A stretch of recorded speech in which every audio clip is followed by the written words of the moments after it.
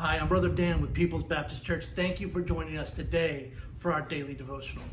This week we're talking about grace, and it's just so awesome to really just sit back and consider in the scriptures all that grace does for each and every one of us.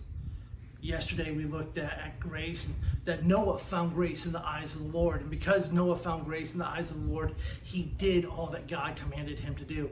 And we're alive today. We're around today because of that grace. Well, today I want to look at grace in another aspect, and that's prayer.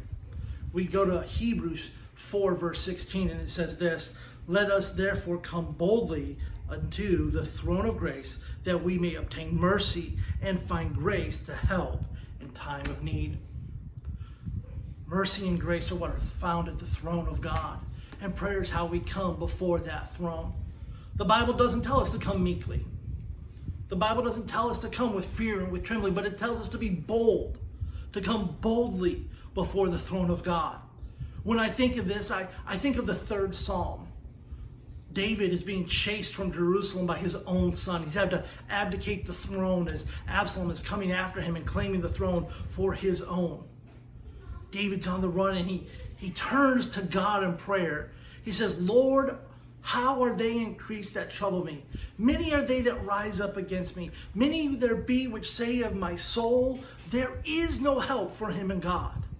But then he says this: "But thou, O Lord, art a shield for me, my glory, and the lifter of my head." We get to come before the throne of God. We get to bring our petitions before God. There's something I see in that psalm, that 3rd Psalm, that's so sweet to me. David told God the truth. David didn't sugarcoat it. David didn't say, "Well, God, you know what's going on." He laid it out to God. What he laid out to God was the truth. He didn't lay out his problems or his concerns. He just said, "Here are the facts, Lord." And he gave God the facts. God wants to hear from each and every one of us. Yes, God knows what's going on in our hearts, but God still wants to hear from us what's troubling us, what's eating away at us. Why? Well, so that he can give out mercy and grace.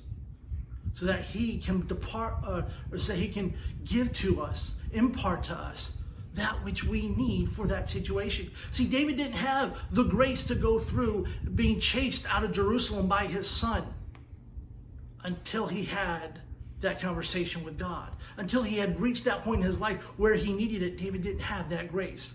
God gave him that grace. I remember when my wife and I received the diagnosis about our daughter's condition in the hospital. We were watching our daughter have these episodes, these seizures, and it was tearing us apart. It was hard to watch our little one go through that and then not know. And we prayed and we said, "God, this is what's going on in our life. God, we're looking for answers." God gave us those answers. It wasn't what we were expecting. But we are one of the rare situations where we know what causes our daughter's seizures. So many parents never know what causes their child to have a seizure. But God gave us that. God gave us the grace to get through that trial and that time in our life. It was not easy, but the grace of God was there. We spent a lot of time on our knees praying to God, pouring out our hearts, and God used that to show us how sweet and how timely his grace was for us. We get to come boldly before the throne of God. Do you come boldly before the throne of God? Does God know you in a prayer life? We've talked about this. Brother Daniel talked about it 2 weeks ago. This is how we communicate with God. God gives us the word that he uses to communicate to us, but he gives us prayer to communicate to him. Are you communing and communicating with God?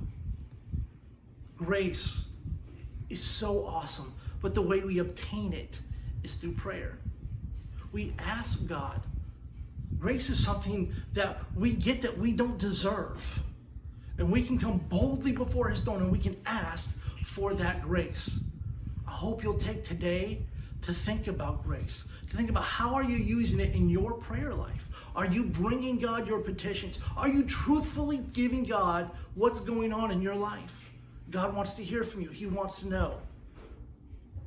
Yes, God already knows everything, but he wants to hear from you because you are his creation and he wants to fellowship with you, and prayer is how he does it. Let's use that grace in our prayer life today. Well, I hope you'll like this. I hope you'll share it. I hope that you'll be able to meditate on it, to use it throughout your day. Join us tomorrow as we take another look at grace in the Bible. Have a great rest of your day.